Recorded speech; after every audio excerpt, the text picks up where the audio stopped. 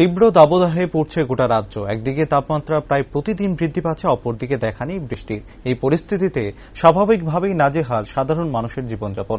তারপরও বিভিন্ন কর্মসূত্রে জনগণকে ঘর থেকে বেরিয়ে আসতে হয় কর্মস্থলে।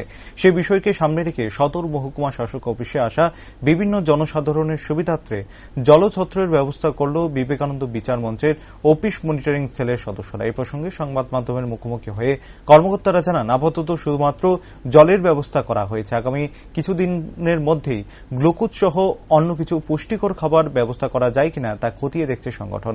পাশাপাশি এই ব্যবস্থাপনার ক্ষেত্রে সাহায্যের হাত বাড়িয়ে দেওয়ার জন্য সদর মহকুমা শাসক এবং বিবেকানন্দ বিচার মঞ্চের সভাপতি রাজীব ভট্টাচার্যকে ধন্যবাদ জানান তারা।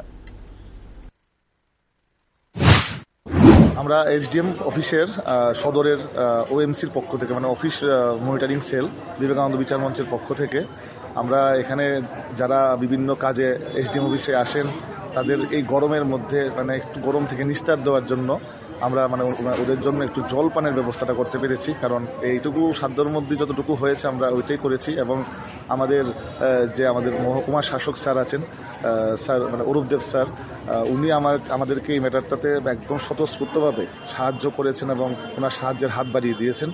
এবং আমাদের যে বিবেকানন্দ বিচার মঞ্চের যে মানে আমাদের সব থেকে সাহায্য করেছেন যে রাজ্য সভাপতি রাজীব ভট্টাচার্য স্যার, ওনারও মানে প্রদর্শিত পথেই আমরা এই জিনিসটা করতে পেরেছি। এবং উনি আমাদেরকে শিখিয়েছেন যে মানুষের উপকারের জন্য যদি কিছু করা যায় ওটার জন্য এগিয়ে আসা, কিভাবে কাজটা করতে হবে।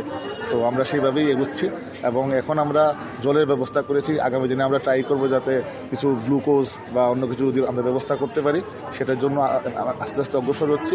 এবং এই যে জিনিসটা আমরা করেছি ওটাতে আমরা সম্পূর্ণ সহযোগিতা সবার থেকে পাচ্ছি এবং সবাই আস্তে আস্তে সহযোগিতার হাত বাড়িয়ে দিচ্ছে।